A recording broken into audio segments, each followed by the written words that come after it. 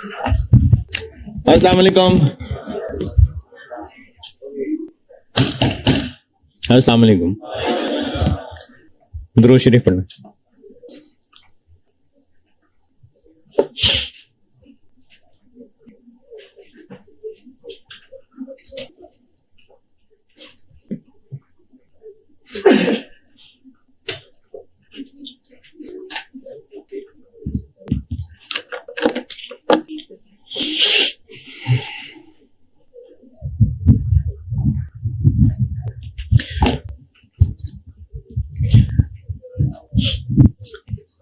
अच्छा, मैंने वो कल ये तो शुरू कर ही लिया था कि डिसीजन मेकिंग करा रहा हूं, 15 से 20 नंबर का एक सवाल आएगा, लेकिन डिस्काउंटिंग प्रैक्टिस की हेडिंग इसलिए दी थी कि ये डिसीजन मेकिंग नहीं है, अभी ये दो टॉपिक्स में इस्तेमाल होनी है मेहनत, डिसीजन मेकिंग में और कॉस्ट ऑफ फाइनेंस में। तो इसलिए पहले मैं आपको डिस्काउंटिंग की प्रैक्टिस करवा रहा था, फिर वो पूरी करवा के फिर डिसीजन मेकिंग की हेडिंग दूंगा। एनविटी डिस्काउंटिंग,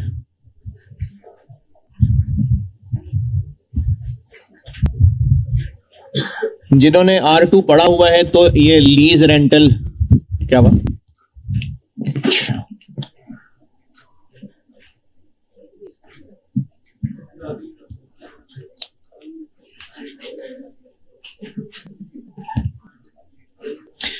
FR2 जिन्होंने पढ़ा हुआ है तो जैसे लीज की डिस्काउंटिंग होती है वही है। इसकी 3 शक्लें हैं। एनविटी का मतलब होता है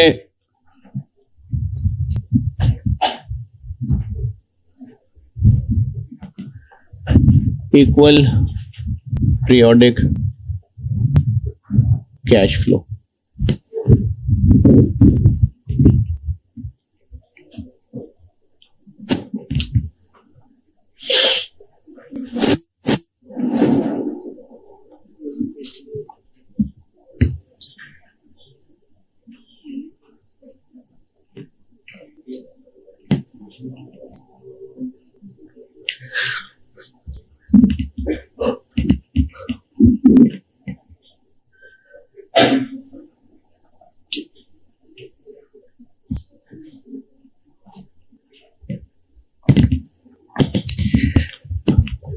इसकी 3 शक्लें हो सकती हैं। एक शक्ल है कि जिस पीरियड का कैश फ्लो है उस पीरियड के एंड पे अराइज होता है।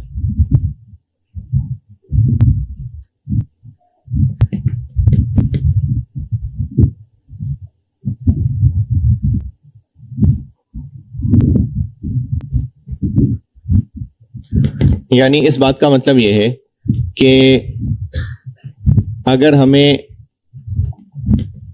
4 साल तक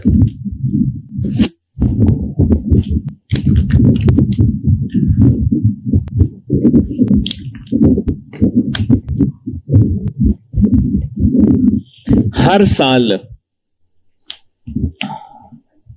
5-5 हजार रुपए मिलने हैं, तो इस पहले सिनेरियो का मतलब है कि नीला वाला 5,000 कब आएगा? ये पहले साल की टाइमलाइन है, यानी यहां से शुरू हुआ है, ये टाइम गुजर रहा है, पहला साल खत्म हो गया, दूसरा साल खत्म हो गया, तीसरा साल खत्म हो गया, तो नीला वाला 5,000 कब आएगा? जब पहला साल खत्म हो जाएगा। इधर लाल वाला 5,000 आएगा जब ये लाल वाला साल खत्म हो जाएगा। हरा वाला 5,000 आएगा जब ये हरा वाला साल खत्म हो जाएगा, और काला वाला 5,000 आएगा जब ये चौथा साल खत्म हो जाएगा। और हम जब डिस्काउंट कर रहे हैं, डिस्काउंट, तो हम इन फ्यूचर फिगर्स की प्रेजेंट वैल्यू निकाल रहे हैं कि आज की नजर में इनकी क्या वैल्यू बनती है। तो आज का मतलब है ये स्टार्टिंग पॉइंट। अब ये एनविटी है क्योंकि इक्वल कैश फ्लोज हैं और रेगुलर हैं हर साल के बाद, और पहला सिनेरियो यह है कि जिस पीरियड का कैश फ्लो है उस पीरियड के एंड पे अराइज हो रहा है।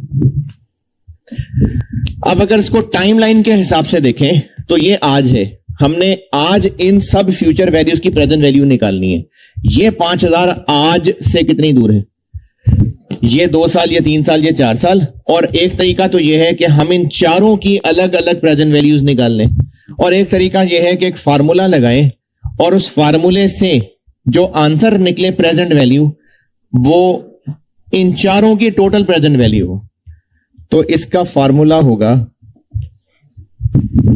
एक cash flow 1 minus 1 plus discount rate minus n over discount rate.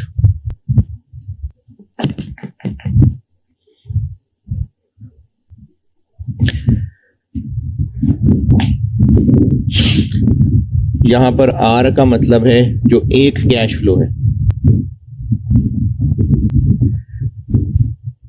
I का मतलब है डिस्काउंट रेट पर पीरियड।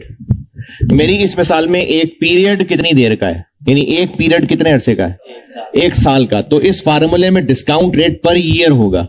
अगर ये क्वार्टर क्वार्टर होता, क्वार्टर 1, क्वार्टर 2, क्वार्टर 3, क्वार्टर 4, तो डिस्काउंट रेट पर क्वार्टर होता। और ये जो n है, मैं कह रहा हूं n को नंबर ऑफ कैश फ्लोज जिनकी डिस्काउंटिंग करनी है।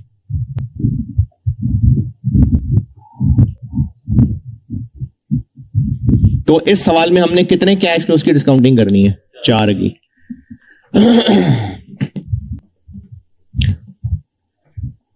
तो अगर इस सवाल में हम डिस्काउंट रेट रख लें 10%, तो पीवी क्या बनी,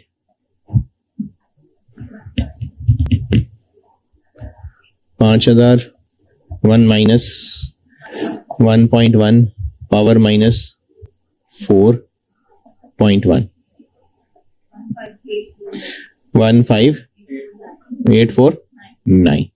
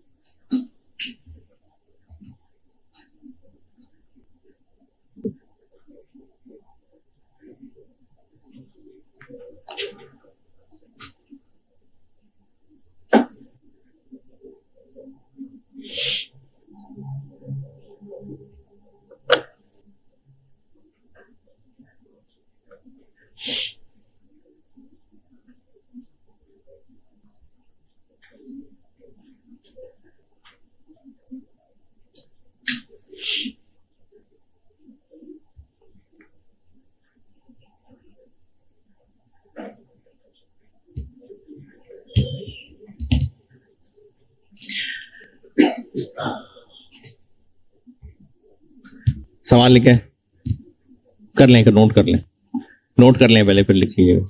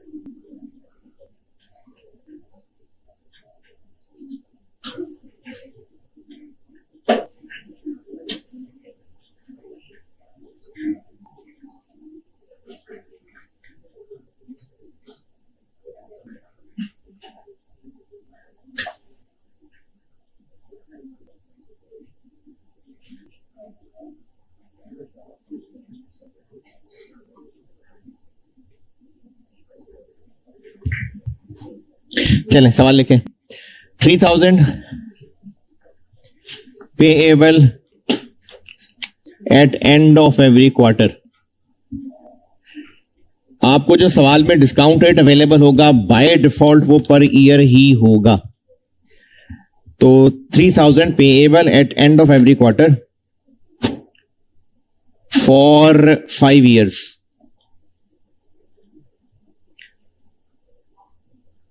और डिस्काउंट रेट है 12%, 12%। बताएं इनकी पीवी।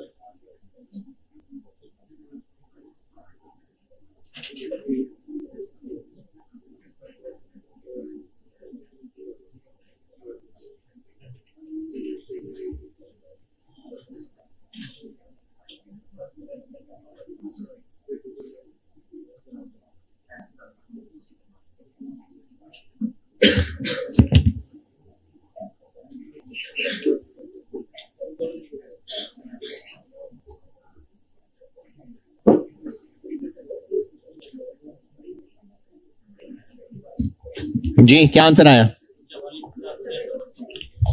कितना? 44632। नहीं ये नहीं है। अच्छा पता नहीं, देखते हैं। 3000 1 माइनस 1.03 क्या 04?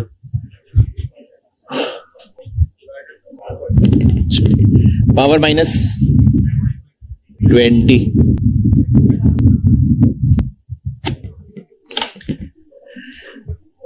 पांच साल है, एक साल में 4 कैश फ्लो हैं, तो 20 कैश फ्लो हैं, तो पावर 20।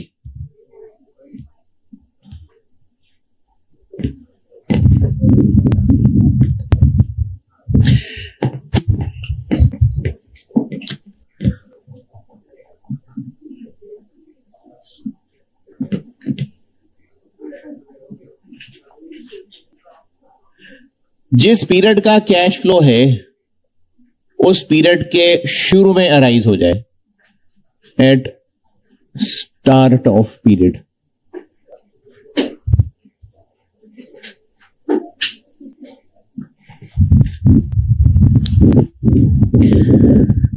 अच्छा एक बार ये कैलकुलेशन सीख लें, फिर मैं जब long term decision making start करूंगा ना, तो फिर उसको रिलेट करूंगा कि क्यों कर रहे थे हम।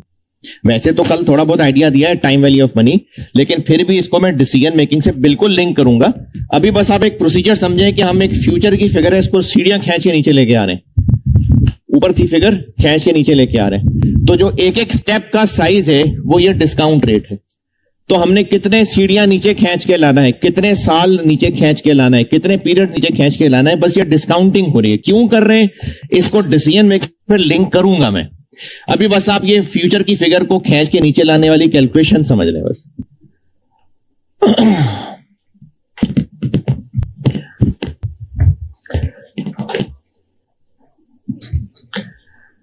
अब इसमें और उसकी मिसाल में यह फर्क पड़ जाएगा कि अब ये नीला वाला 5000 कब आएगा? इस नीले वाले साल के शुरू में ही आ जाएगा।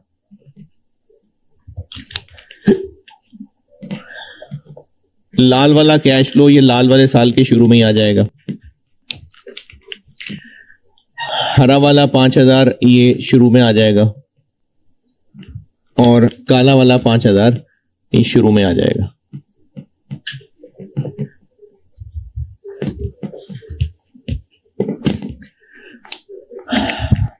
अब भी हमने इन चारों कैश फ्लोज की प्रेजेंट वैल्यू निकालनी है, लेकिन ये जो 5000 है ये पहली सीढ़ी के शुरू में ही पड़ा हुआ है, यानी बिल्कुल नीचे ही पड़ा हुआ है।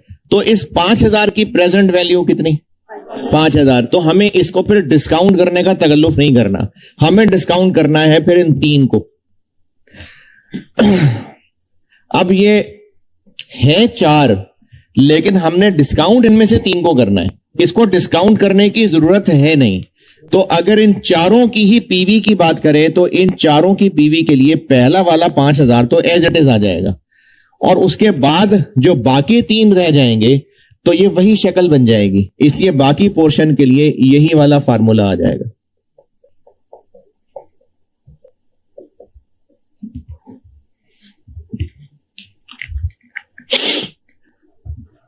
मैंने एन डिफाइन ही क्या किया है? नंबर ऑफ कैश फ्लोज जिनको डिस्काउंट करना है। तो यहां कितनों को डिस्काउंट करना है? 3 को। तो पावर में नंबर लगाते हुए 3 आ जाएगा, लेकिन है तो एन ही। तो इसमें और इसमें फर्क सिर्फ ये पड़ा कि पहला वाला cash flow as it is, उसकी पीवी भी वही है और बाकियों के लिए वही वाला सलूक।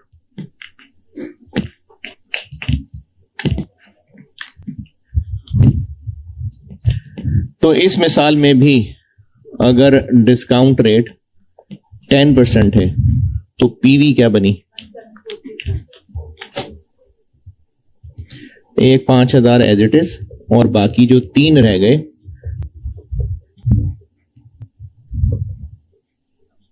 जी 1434।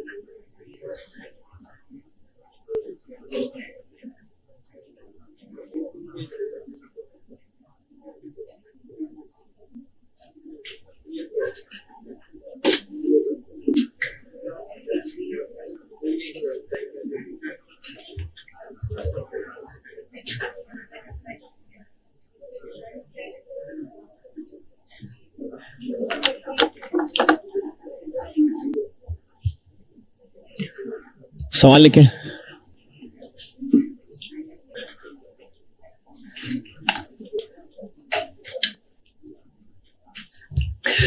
$4,000 payable, 4,000 payable at start of every 6 महीने, 4,000 payable at start of every 6 months for 4 years. Discount rate 16%, 16%. बताएं पीवी।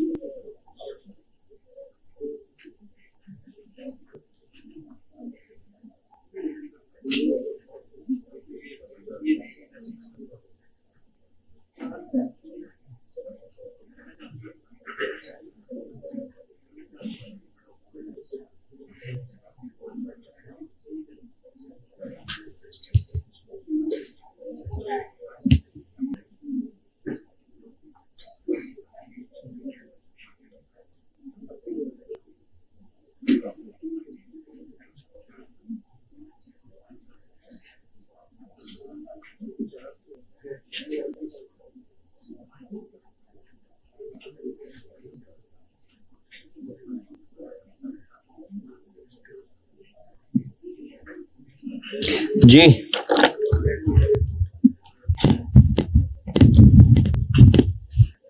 कितना कैश फ्लो है?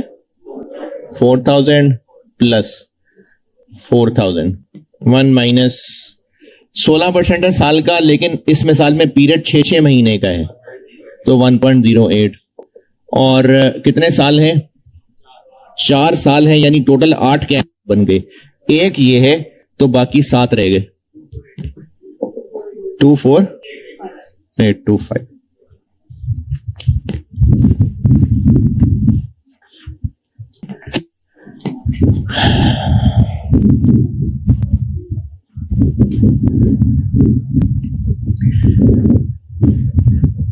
हम लोग ना ये जो डिस्काउंटिंग कर रहे हैं ये फ्यूचर कैश फ्लोस को सीढ़ियां खींच के नीचे लेके आ रहे हैं। और वो जो एक पीरियड है, साल भी हो सकता है, क्वार्टर भी हो सकता है, महीने भी हो सकते हैं, 6 महीने भी हो सकते हैं। तो ये जो रस्सी है हमारी डिस्काउंट रेट, ये उस पीरियड के हिसाब से, यानी कि डिस्काउंट रेट बता रहा है कि एक पीरियड कितना नीचे खींचना है, इसको 10% सस्ता करना है, इसको 10% नीचे खींचना है। इन दोनों मिसालों के अंदर 4 साल हैं, इन दोनों मिसालों के अंदर 5-5 हजार हैं, और रंग भी वही नीला, लाल, हरा, काला है, लेकिन दोनों में फर्क क्यों आ रहा है? तो इसका मतलब यह है कि किसी कैश फ्लो का किसी भी ईयर से रिलेटेड होना काफी नहीं है, यह जानना भी जरूरी है कि उस ईयर में, उस टाइम पे ये कैश फ्लो कहां पर है। अगर उस ईयर के एंड पर है तो ये और बात है, उस ईयर के शुरू में है तो और बात है। तो इसका मतलब है डिस्काउंटिंग के लिए सिर्फ ईयर्स जानना काफी नहीं है, कैश फ्लोज की टाइमिंग जानना भी जरूरी है। तो इसलिए डिस्काउंटिंग में जो मैंने अभी 1 2 3 4 लिखा हुआ है, मैं इसमें थोड़ी सी चीज चेंज करने लगा हूं। इन दोनों मिसालों के अंदर ये भी और ये भी नंबरिंग तो वही है, 4 कैश फ्लोज है, ईयर 1 2 3 से इनका रिलेशन भी है, लेकिन डिस्काउंटिंग दोनों में फर्क क्यों पड़ रहा है? क्योंकि कैश फ्लो की टाइमिंग का फर्क है। तो डिस्काउंटिंग करने के लिए ईयर्स की पहचान से ज्यादा जरूरी टाइम लाइन में पॉइंट ऑफ टाइम है। जैसे अगर ये एक टाइम लाइन है, यहां से शुरू हो रहा है, यहां से आगे चल रहे हैं, तो यहां पर जो नंबरिंग कर रहा हूं ना मैं, ये टाइम लाइन है।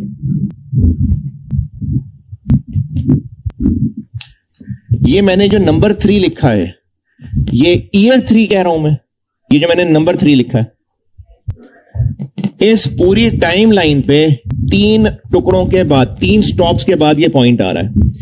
अब ये टाइमिंग के एतबार से यहां जो भी कैश फ्लो लिखा हुआ है वो ईयर 3 के आखिर में आया हुआ तो भी वो इसी स्टॉप पे खड़ा होगा, और अगर ईयर 4 के शुरू में आया तो भी वो इसी स्टॉप पे खड़ा होगा। तो ये जो डिस्काउंटिंग है ना, इसके लिए ईयर 1 2 3 4 की बजाय टाइम लाइन चाहिए हमें। यहां पर ये वाला कैश फ्लो है ईयर 4 का, वही काला वाला कैश फ्लो है, लेकिन अगर टाइमिंग की बात करेंगे तो ये किस स्टॉप पे खड़ा है? 3 पे। यहां पर काला वाला कैश फ्लो 4 पे। तो चूंकि दोनों की टाइमिंग का फर्क है, इसलिए डिस्काउंटिंग का आंसर डिफरेंट आ रहा है। तो प्रेजेंट वैल्यू निकालते हुए यह चीज कम इंपॉर्टेंट है कि किस कैश फ्लो का किस ईयर से ताल्लुक है, ज्यादा इंपॉर्टेंट क्या है कि उसकी टाइमिंग क्या है। तो डिस्काउंटिंग का ताल्लुक टाइम लाइन से, ईयर्स से नहीं है, टाइम लाइन से। इसको चूंकि हमने पहले ही 0 पे ही प्लेस किया हुआ है, तो इसलिए इसकी डिस्काउंटिंग करने की जरूरत ही नहीं पड़ रही। अगर इंडिविजुअली डिस्काउंट करना होता, यानी एनविटी नहीं, तो इस हरे वाले 5000 की कितनी पावर डिस्काउंटिंग करें? इस हरे वाले 5000 की, अगर सिंगल अमाउंट, एनविटी नहीं, सिर्फ इस 5000 की बात 2, और इस हरे 5000 की हैं तो दोनों ही हरे हैं, तो दोनों ही ईयर 3 के। तो डिस्काउंटिंग का ताल्लुक टाइम लाइन से है। ये पॉइंट 2 के ऊपर खड़ा हुआ है, ये पॉइंट 3 के ऊपर खड़ा हुआ है। तो डिस्काउंटिंग का ताल्लुक ईयर्स से नहीं है, टाइम लाइन से। ये इन दोनों सिचुएशन में फर्क है। ओके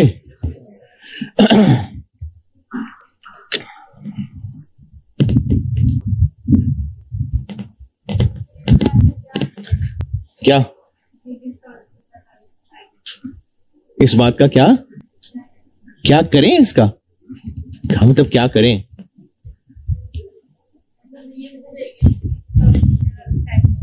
हाँ, दोनों के आंसर का फर्क है, दोनों के डिस्काउंट करने के तरीके में फर्क पड़ गया। यहां पर डिस्काउंटिंग और तरीके से हुई, यहां पर डिस्काउंटिंग और तरीके से हुई, तो हाँ ये फर्क पड़ गया ना। अब ये डिस्काउंटिंग हम कर क्यों रहे हैं? प्रेजेंट वैल्यू जानने के लिए। क्यों जान रहे हैं प्रेजेंट वैल्यू किसी भी चीज की? तो इसको डिसीजन मेकिंग से करूंगा रिलेट।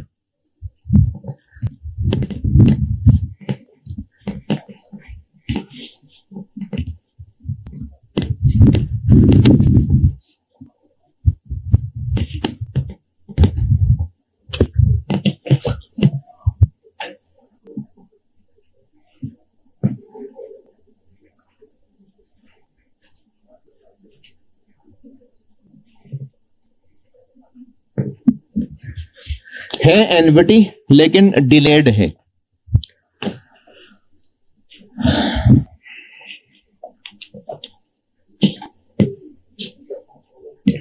मिसाल के तौर पे ईयर 1, ईयर 2,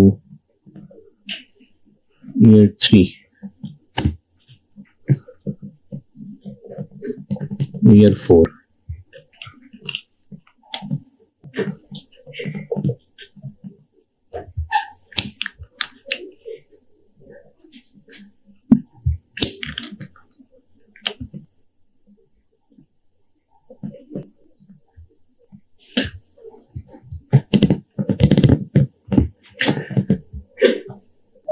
अब भी यही 4 रंगों के 4 कैश फ्लोज हैं।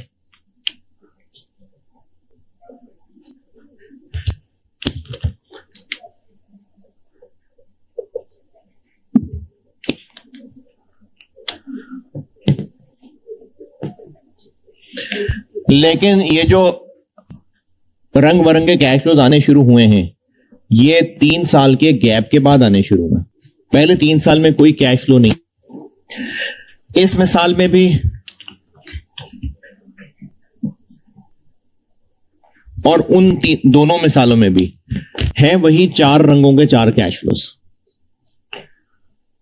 लेकिन अब इसमें और उस पहली वाली मिसाल में क्या फर्क पड़ गया है? एंड ऑफ पीरियड पे, ये 5000 पीरियड के एंड पे, ये लाल वाला 5000 पीरियड के एंड पे। लेकिन उसमें और इसमें क्या फर्क पड़ा? इसमें ये जो कैश फ्लोज का नलका खुला था, ये पहले साल से ही खुल गया था, पहले साल से ही कैश आना शुरू हो गया था, वहां पर डिलेड है।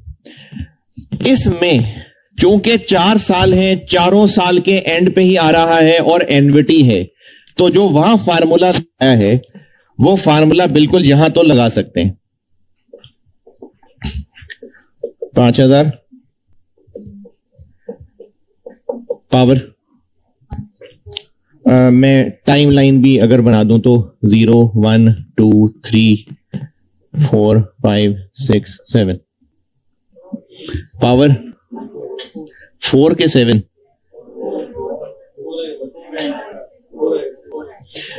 नंबर ऑफ कैश फ्लोज कितने?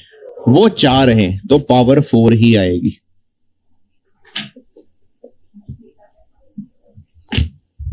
और इसका आंसर आ जाएगा 15849।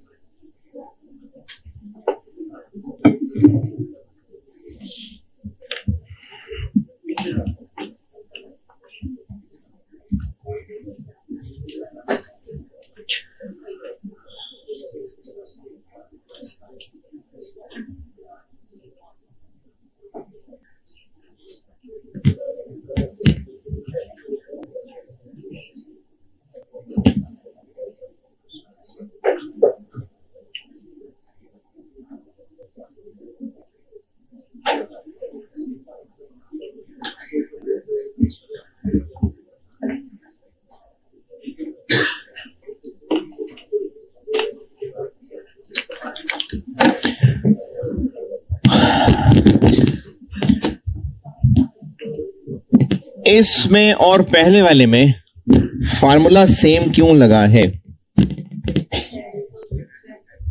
क्योंकि कैश फ्लोज 4 ही हैं। उस वाले में ये प्रेजेंट वैल्यू थी, वहां प्रेजेंट वैल्यू है, क्यों? फार्मूला तो वही लगाया।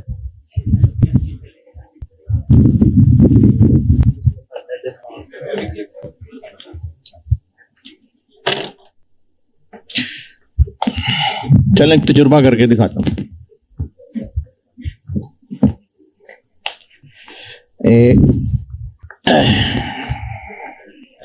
नजर नहीं आ रहा? वो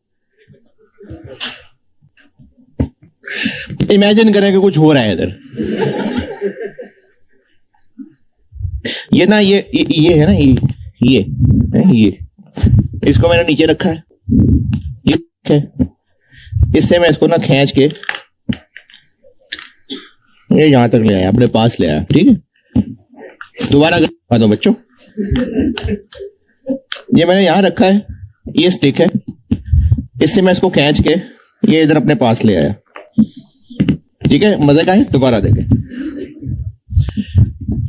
अच्छा जी, अब मैं यहां खड़े होकर दिखाता हूं। ये खींच के वहां जा, ये अपने पास ले आया। अभी मैंने एक स्टिक खींचा है, पहले भी एक स्टिक खींचा था। पहले स्टिक खींचा था तो वो शुरू में चला गया था, अब वो तो शुरू में नहीं गया, मैंने तो एक स्टिक ही खींचा है कि मैं शुरू में नहीं ना खड़ा। तो इस रूल हम ये नहीं बना सकते कि एक स्टिक खींचने से वहां पहुंच जाएगा, है ना? स्टिक खींचने से कहां पहुंचेगा? जहां खड़े होकर स्टिक से खींच रहे हैं। ये जो फार्मूला है ना, ये प्रेजेंट वैल्यू का फार्मूला नहीं है। ये फार्मूला एक स्टिक पीछे खींचने का फार्मूला है। यहां पर जब हमने इन सबको खींचा था तो कहां खड़े होकर खींच रहे थे? ये इधर ही। इनको जब हमने खींचा था, चूंकि हम खींचते हुए जीरो पे ही खड़े हैं, तो इनकी वैल्यू का जो आंसर आया वो यहीं पर आया, इसलिए इसको प्रेजेंट वैल्यू कह दिया। अब हम जब यहां इनको खींच रहे हैं यही वाला फार्मूला लगा के, तो इनको खींच के कहां तक लाए? तो ये फार्मूले का आंसर प्रेजेंट वैल्यू का फार्मूले का आंसर नहीं है, ये फार्मूले का आंसर है इन फिगर्स को खींच के एक पॉइंट पे जमा करना। और वो पॉइंट क्या होगा? इस पहले कैश से एक पॉइंट पीछे। तो इसमें और इसमें फर्क ये है कि इन पे जब यही फार्मूला लगाया तो इस फार्मूले ने इन चारों का आंसर दिया पहले कैश से एक पॉइंट पीछे। चूंकि वो एक पॉइंट पीछे स्टार्टिंग ही था, जीरो ही था, इसलिए इस आंसर को प्रेजेंट वैल्यू कहा। लेकिन अब यही फार्मूला जब इन चारों पर लगाया तो फार्मूला तो वही है, लेकिन इस फार्मूले ने आंसर क्या दिया? इससे एक पॉइंट पीछे। यानी ये 15,000 टाइम लाइन पर यहां आया है, लेकिन इसको बिल्कुल जीरो तक पहुंचाना है। अब ये जो 15,849 है, ये स्टिल एक एन्युटी है नहीं, अब ये एक वैल्यू बन गई है। तो अब हमें इसको दोबारा डिस्काउंटिंग करा के देनी पड़ेगी और यहां से यहां तक लाने के लिए पावर -3 करनी पड़ेगी, तो प्रेजेंट वैल्यू आएगी कितनी? 1190। तो एन्युटी का फार्मूला जब लगा रहे हैं, अगर तो कैश फ्लोज पहले साल से ही अराइज हो रहे थे तो फार्मूले का डायरेक्ट आंसर प्रेजेंट वैल्यू आ गया। लेकिन अगर गैप था तो फिर फार्मूला तो यही लगेगा, लेकिन इस फार्मूले का आंसर पहले कैश से एक पॉइंट पीछे आएगा। अब वो एक पॉइंट पीछे चूंकि जीरो नहीं है तो ये प्रेजेंट वैल्यू नहीं है, तो उसको फिर हमें दोबारा प्रेजेंट वैल्यू बनाने के लिए अगली गाड़ी करा के देनी पड़ेगी। तो डिलेड के अंदर एन्युटी डिस्काउंटिंग की, लेकिन उसका आंसर प्रेजेंट वैल्यू नहीं होगा, पहले कैश से एक पॉइंट पीछे होगा, फिर उस पर सिंगल अमाउंट डिस्काउंटिंग लगाकर जीरो तक पहुंचाना पड़ेगा। ये है डिलेड एन्युटी।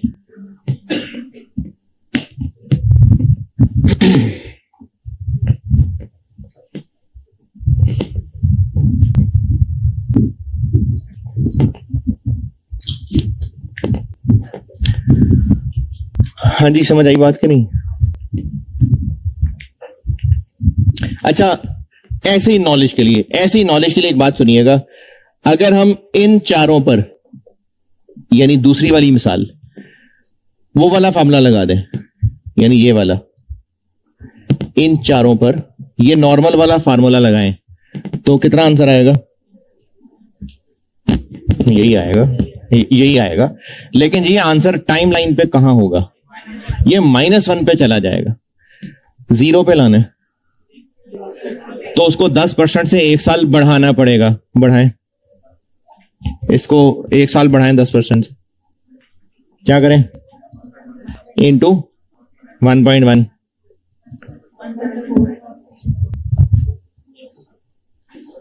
ये आ जाएगा।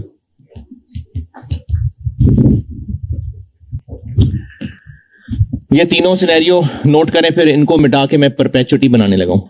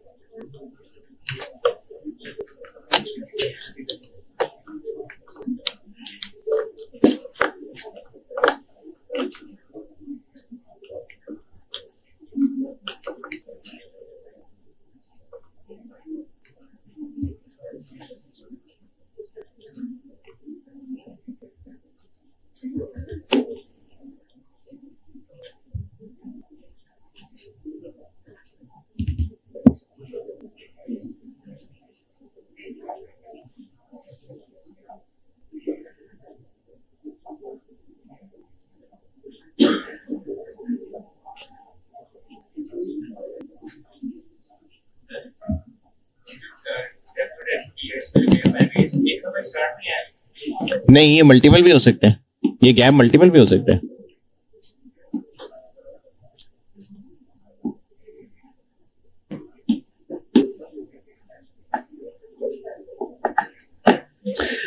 वो नोटेड? चले सवाल लिखे।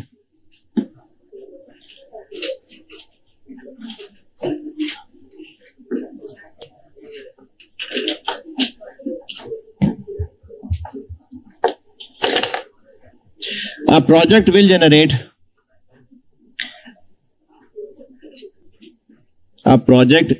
generate following cash flows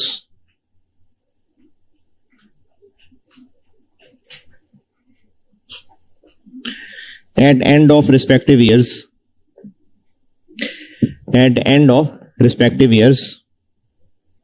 as follows.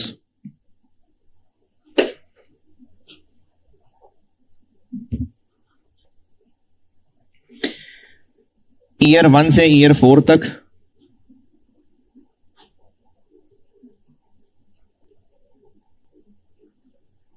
Year 1 से ईयर 4 तक 5,000 पर ईयर,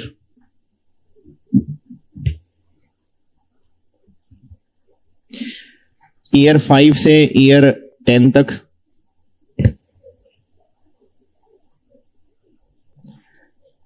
8,000 पर ईयर,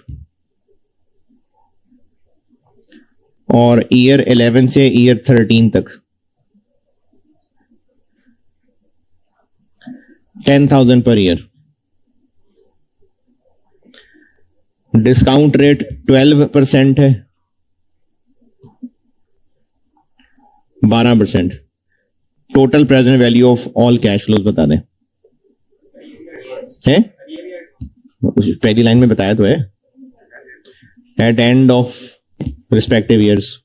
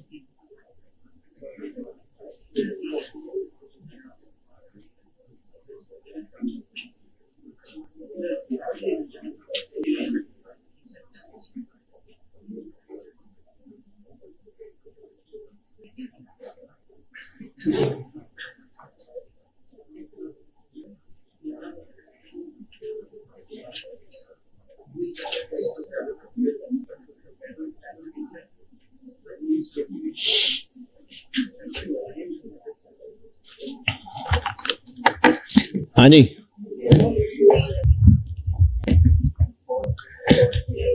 चले सही होगा. इतने सारे लोग कह रहे हैं. जो पहले वाले हैं सेट वो है पहले 4 साल का और नॉर्मल पहले ही 4 साल का, तो उस पे नॉर्मल वाली यानी ये वाली एनवटी लग जाएगी 1.12 पावर -4. जो अगले 6 हैं, 6 ईयर 5 से ईयर 10, 6, चूंकि नंबर ऑफ कैश फ्लोज 6 है तो पावर तो आएगी 6.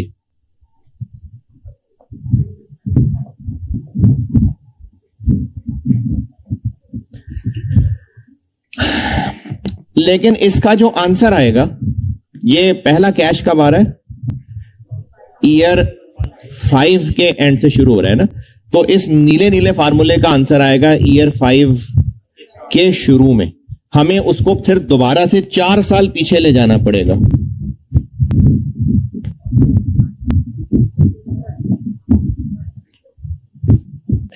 ठीक है, या टाइमलाइन बना के बताऊं? जो अगले 3 हैं 11, 12, 13 वो हैं 10-10 हजार। चूंकि 3 है तो एनविटी में तो पावर 3 आएगी, लेकिन ये 10,000 मिल रहा है 11वें साल से, तो इस लाल वाले फार्मूले का आंसर आएगा 11वें साल के शुरू में। तो उससे पीछे 10 साल रह जाएंगे, तो हमें फिर पावर 10 करके सिंगल अमाउंट डिस्काउंटिंग चलानी पड़ेगी।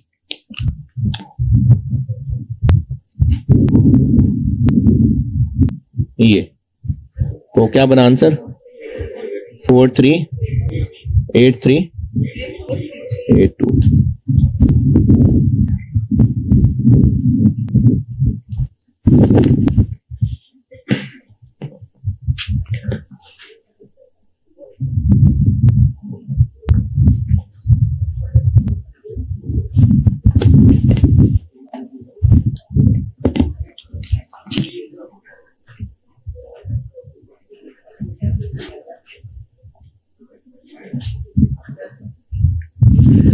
अब ये जिन्होंने FR2 पढ़ा है तो लीजेस में नहीं है ये, यानी ये नई ही है? और वो तो बहुत पुरानी बचपन की बात है ना, क्यों है वो तो भूल भाल गए सब।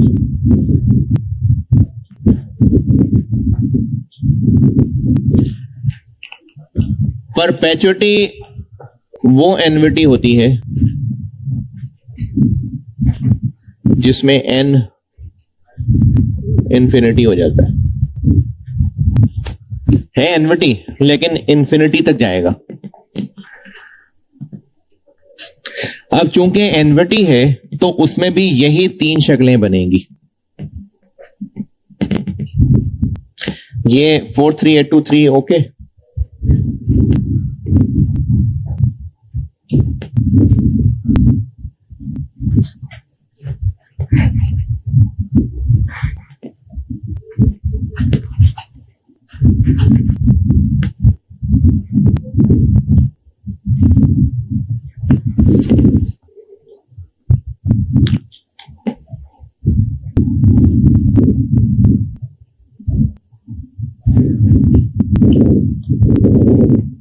फर्क ये पड़ेगा कि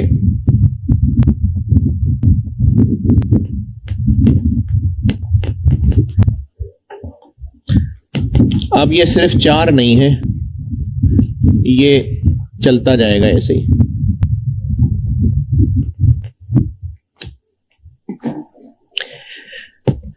इस फार्मूले में n कितना हो जाएगा? इंफिनिटी। तो अगर किसी चीज की पावर माइनस इंफिनिटी है, माइनस इंफिनिटी, तो ये सारी चीज हो जाएगी 0, ये सब 0 हो जाएगा। ये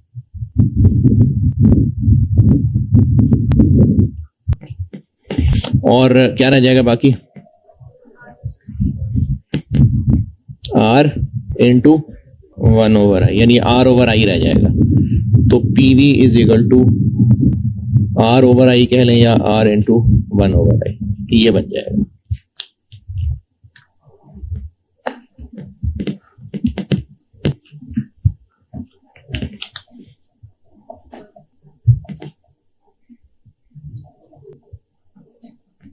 ये सिनेरियो 1 ये चीज बन जाएगी।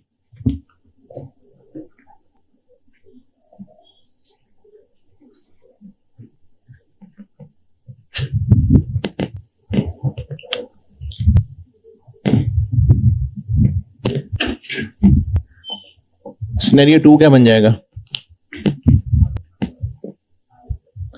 यही वाली शक्ल है, और इसमें माइनस इंफिनिटी आने से ये सारी चीज 0 हो गई। तो फार्मूला रह जाएगा फिर PV is equal to R plus R/i या R इंटू 1/i।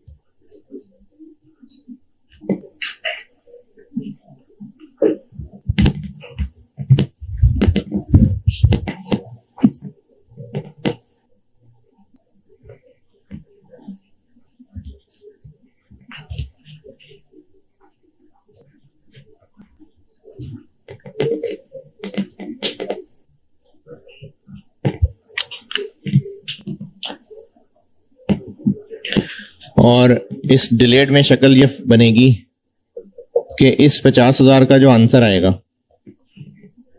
वो टाइम 3 पे होगा।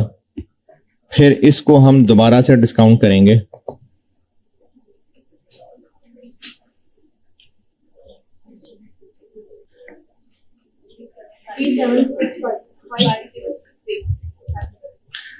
फाइव डबल्स, ये है जी परपेचुटी।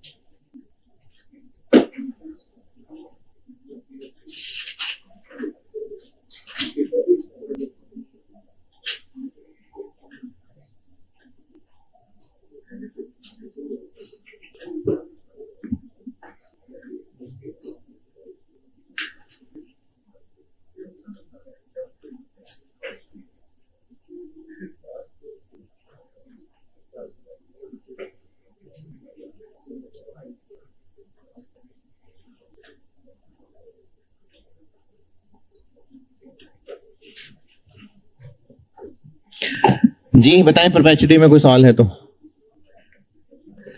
चलें ठीक है।